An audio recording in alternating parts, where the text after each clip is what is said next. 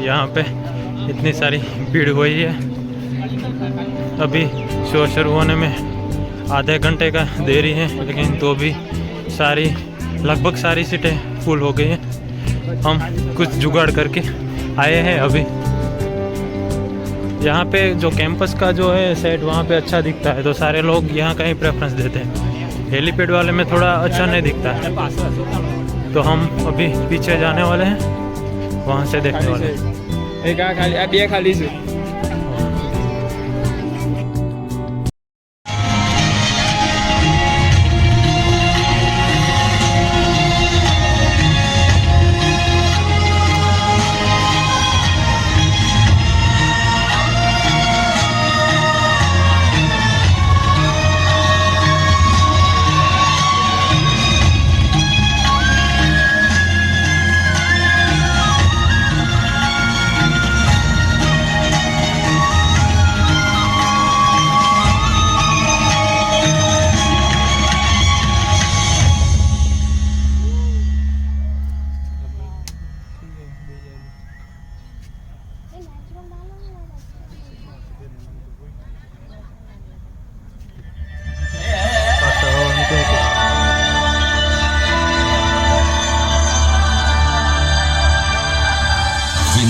किसान का बेटा था वो दृढ़ता का भंडार।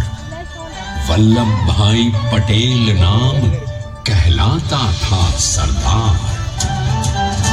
कृषक कार्मिक जनगण से था उसको प्यार अपार। अखिल देश ने उसे रहनुमा किया था स्वीकार। पुंज तुम, शक्तिपीठ तुम, बल का सागर अपरंपार। ऋणी देश का नम्र दमन तुम स्वीकारो सरदार।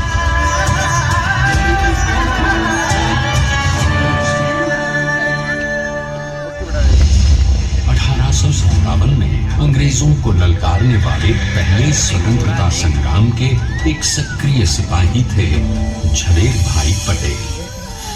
करमसद गांव के इस बहादुर देशभक्त किसान और उनकी पत्नी लाड बाई के 5 बेटों और 1 बेटी में से चौथे पुत्र थे वल्लभ भाई। बालक वल्लभ ने करमसद के बाद नडियाद से अपनी हाई स्कूल की शिक्षा पूरी की। फिर 13 साल की उम्र में उनकी शादी भी हो गई छोटी सी झवेर बाई से। 2 बच्चों, बेटी मणिबेन और बेटे डाया भाई को जन्म देने के बाद झवेर बाई असमय ही चल बसी।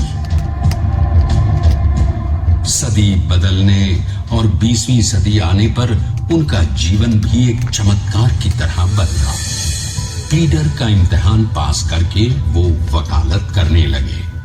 पहले गोधरा, फिर आणंद और उसके बाद अहमदाबाद में। मगर जल्द ही वकालत छोड़कर वो बैरिस्टर बनने की इच्छा से इंग्लैंड चले गए।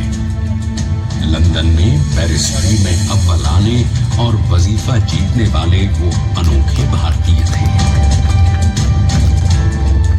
अब तो अहमदाबाद की वरिष्ठ अदालत में बैरिस्टर पटेल की जिरह और जीतों की धूम मच गई।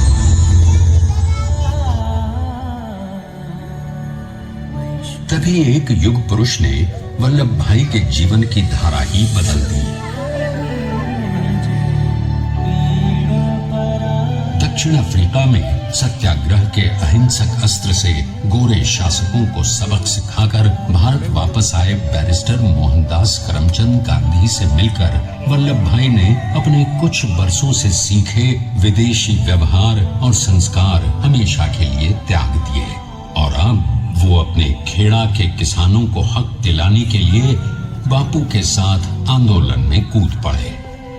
अब उनके पैरों में जूते नहीं, गांवों की धूल थी। हृदय में भारत भूमि की शस्य श्यामला धरती।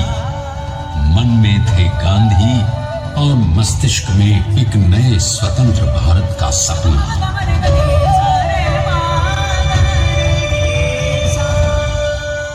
तभी बारडोली के मजबूर मजलूम किसानों की यातना का समाचार उनके पास पहुंचा। तुरंत वल्लभ भाई वहां पहुंचे और यूं शुरू हुआ भारत का सबसे बड़ा और सफल किसान आंदोलन बारडोली। वल्लभ भाई ने बारडोली के 87,000 किसानों को ऐसा अटल अडिग अचल मनोबल दिया कि अंग्रेजी सरकार हिल गई और 1 बरस के बाद उनका लगान माफ कर दिया गया। अब तो पूरे देश में लोग वल्लभ भाई के नाम की कस्में खाने लगे। स्वयं महात्मा गांधी ने कहा, अब वल्लभ भाई मेरे शिष्य या साथी नहीं, सारे देश के सरदार हैं और देश को मिल गया एक अनोखा असरदार सरदार।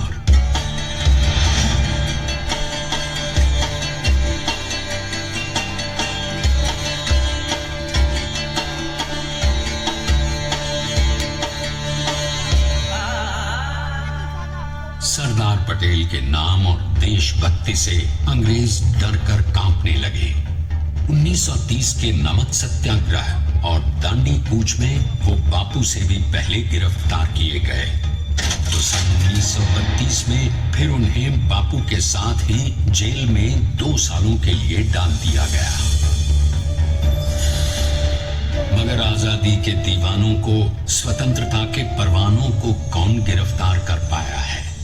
जेल से छूटते ही सरदार को कांग्रेस के नए राष्ट्र अध्यक्ष पद पर चुना गया और उनकी सरपरस्ती में राष्ट्रवादी भारतीयों ने तमाम ब्रिटिश सूबों में जीत हासिल कर वहां अपनी स्थानिक सरकारें बनाई।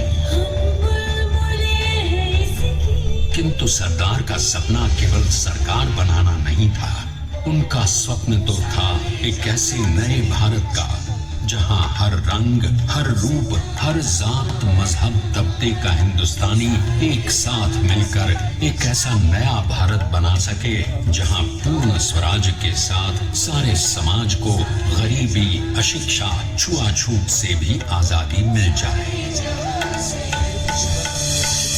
इसकी पहली रणनीति थी भारत को अंग्रेजों की गुलामी से आजादी, ताकि भारत के लोगों की अपनी सरकार सबके साथ और सबके विकास के लिए काम कर सके। बापू की अगुवाई में अब देश ने अंग्रेजों को अंतिम चेतावनी दे दी, करेंगे या मरेंगे, अंग्रेजों भारत छोड़ो। बस फिर क्या था, संघर्ष की रणभेरी बची। 3 सालों के लिए सरदार पटेल को भी सत्याग्रही नेताओं के साथ जेल में ठूंस दिया गया। 2 सालों के बाद अंग्रेजों को बापू के सभी शिष्यों और साथियों को छोड़ना पड़ा।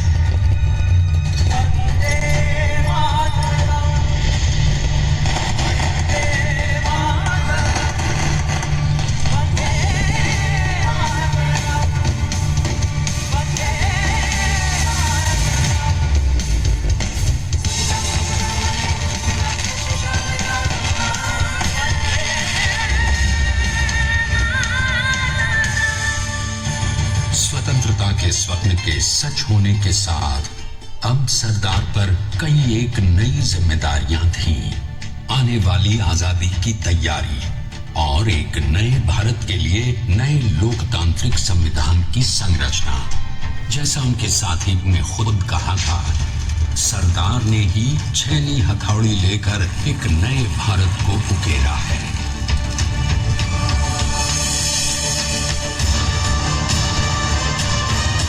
स्वाधीनता तो प्राप्त हुई, लेकिन खंडित भारत में भी उठते विभाजनवादी अंधकार को अभी दूर करना था।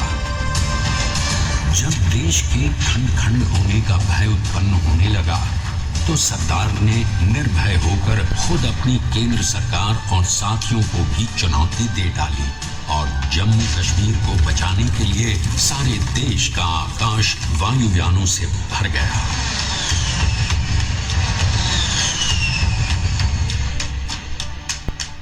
फिर हैदराबाद और जूनागढ़ के भारत में विलयीकरण को पाकिस्तान से चुनौती मिली। सरदार चाहते थे कि देश की 1 इंच धरती अब और विभाजित नहीं होनी चाहिए। नए भारत को एक करने के लिए समझा बुझाकर, मना कर, 565 रियासतों को सरदार ने अपनी सूझबूझ सदाशयिता संबल से एक नए स्वतंत्र भारत का अभिन्न अंग बना लिया। हमारे इतिहास में अखंड भारत के पुरुषार्थ का ये एक महानतम अध्याय है। जैसा उन्होंने स्वयं कहा था, हमें नए धागों को पुराने ताने बाने में ऐसे पिरोना है कि एक दूसरे में गुंथ जाएं और बेहतरीन बनावट वाला एक नया भारत उभर कर सामने आ सके। अंततः अपने वज्र दृढ़ संकल्प से एक नया विराट विशाल एक भारत श्रेष्ठ भारत बनाकर दिखा ही दिया सरदार ने। संसार के सबसे बड़े प्रजातंत्र के शिल्पी को प्रणाम करने के लिए देश ने बनाया है ये समर्थ स्मारक। स्वाधीन भारत को समर्थ भारत में बदलने वाले सरदार पटेल को समर्पित प्रेरणा तीर्थ भी है। प्रधानमंत्री श्री नरेंद्र मोदी के नेतृत्व में बनी विश्व की इस विशालतम प्रतिमा के सामने आकर सारी दुनिया जैसे स्वयं भी नतमस्तक हो जाती है।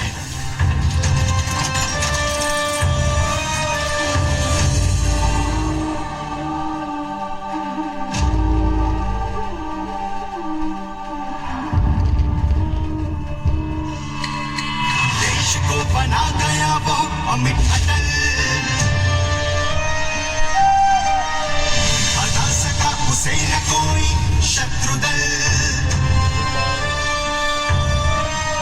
चट्टान के समान सा पुरुष प्रबल, पटेल तो स्वदेश का सम्मान है, पटेल तो स्वदेश का सम्मान है, पटेल तो स्वदेश का सम्मान है, पटेल तो स्वदेश का सम्मान है।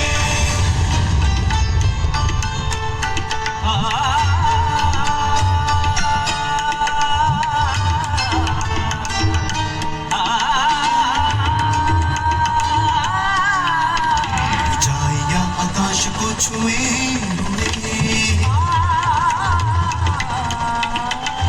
गहराइयां समुद्र के लिए हुए, कदम अडिग जमीन पर जमे हुए। पटेल अपनी आन बान शान है, पटेल अपनी आन बान शान है, पटेल तो स्वदेश का सम्मान है, पटेल तो स्वदेश का सम्मान है, स्वदेश का सम्मान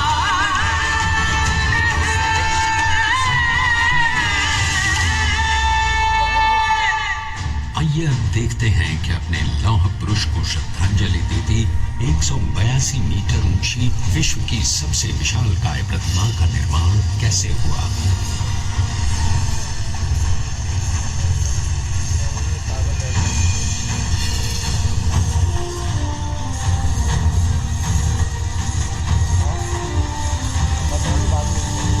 गगन चुंबती इस अद्वितीय अभूतपूर्व प्रतिमा को बनाने के लिए सबसे पहले नदी पर 4500 क्यूबिक मीटर का राफ्ट बना और फिर सीधा 600 फीट का कंक्रीट का कोर बनाया गया।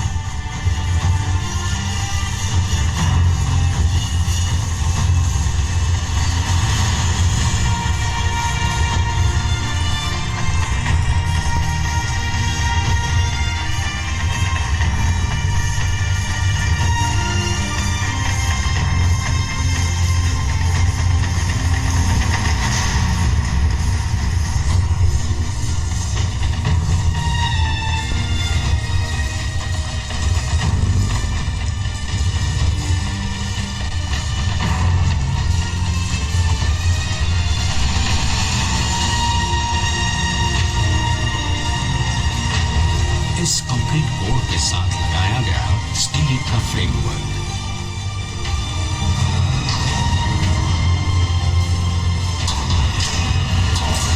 इस फ्रेमिंग पर 6500 ब्रॉन्ज के पीसेस लगाए गए।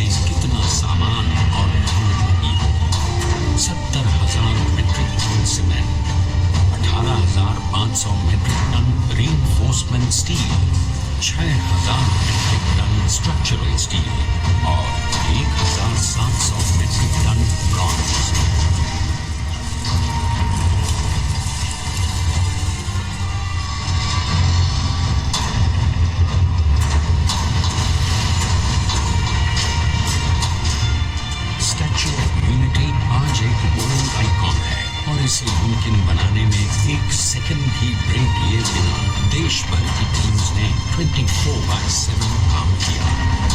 250 से ज्यादा इंजीनियर्स, 4500 से ज्यादा स्किल फोर्स और कई लाख मानव दिन।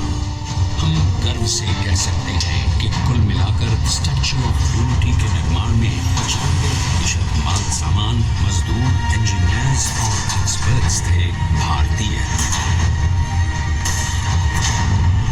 जानते हैं कि 182 मीटर ऊंची इस भव्य प्रतिमा को बनाने में कितना समय लगा? डिजाइन के लिए 12 महीने और निर्माण के लिए 34 महीने, यानी कुल मिलाकर केवल 46 महीने।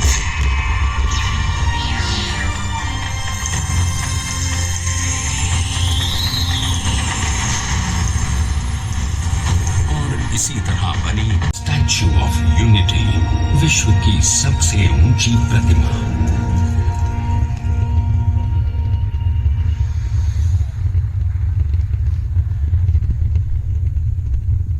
सरदार ने अपनी गंभीरता, शालीनता और दूरदर्शिता से भारत को संगठित करने के असंभव कार्य को संभव कर दिखाया। स्टैच्यू ऑफ यूनिटी, विश्व की सबसे ऊंची प्रतिमा।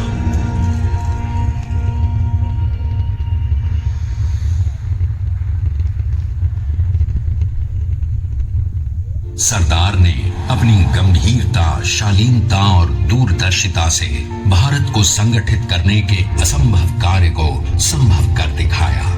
आइए आज हम सब उन्हीं की महिमा में विश्व के सामने एक उदाहरण रखें, क्योंकि ये ही भारत को श्रेष्ठता के मार्ग पर ले जाएगा। हमारा कर्तव्य ये है कि हमें निश्चय कर लेना चाहिए कि हमें हिंदुस्तान में जितने लोग थे सबको मिल के भाई भाई की तरह के रहना है। स्टैच्यू ऑफ यूनिटी एकता की प्रतिमा और श्रेष्ठता का प्रतिबिंब है। एक पहल है इस अखंड भारत को श्रेष्ठ भारत बनाने के सपने को पूरा करने के लिए। एक पुकार है हम सबको एकजुट होने के लिए। एक आंदोलन है भारत को सबसे आगे ले जाने के लिए, श्रेष्ठ बनाने के लिए। आपके योगदान और विश्वास से ही बनेगा एक भारत, श्रेष्ठ Bharat.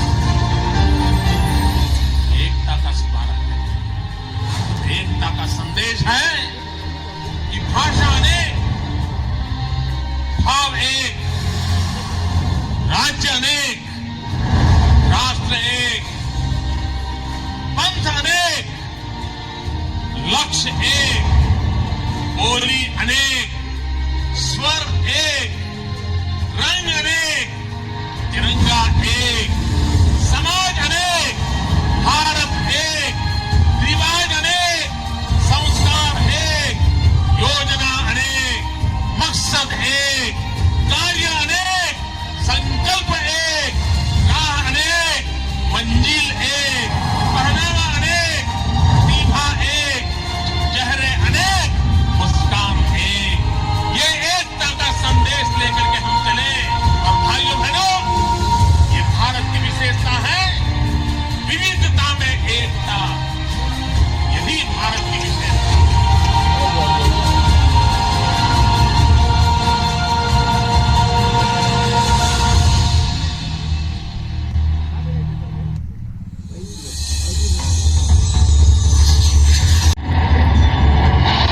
Please stand up for the national anthem.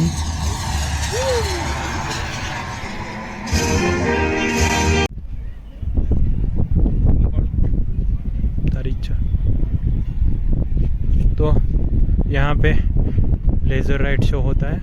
एक कैंपस वाला जो है सिटिंग बैठने की व्यवस्था है, उसके पीछे 2 हेलीपैड ग्राउंड वाला भी है। और बहुत सारे लोग जो बस स्टैंड पे है वहाँ भी बैठ के देखते हैं, लेकिन वहाँ पे एक दिक्कत रहती है कि वहाँ पे आपको म्यूज़िक नहीं सुनाई देगा। और जो उसका देखने का मज़ा है और लाइटिंग के साथ साथ म्यूज़िक दोनों का ही है। तो अगर आप यहाँ आते हैं तो मैं रिकमेंड करूँगा आपको कि आप एक कैंपस वाला जो है वहीं में बुकिंग करवाए, क्योंकि यहाँ से बहुत ही अच्छा और क्लैरिटी में शो दिखता है। तो हम तो मैं और निकुंज तो यहाँ पे आ गए थे, लेकिन जो और लोग से वो नहीं आ पाए थे, वो वहाँ पे उसने देखा है स्टेशन पे बैठ के, तो उसने ऐसा रिव्यू दिया है कि वहाँ पे कोई म्यूज़िक नहीं सुनाई देता है, तो इतनी मज़ा नहीं आता है। यहाँ पे सारा म्यूज़िक का सिस्टम है जो आपने देखा ही होगा अभी वीडियो में। वो लास्ट का जो पार्ट है वो हम रिकॉर्ड नहीं कर पाए, क्योंकि हमें भी नेशनल एंथम की रिस्पेक्ट करनी चाहिए। कुछ भी काम हो, हमें नेशनल एंथम की हमेशा रिस्पेक्ट करनी चाहिए। तो हम भी खड़े हो गए थे और हमारा फ़ोन साइड में रख दिया था। तो ये है यहाँ की बैठने की व्यवस्था है। यहाँ से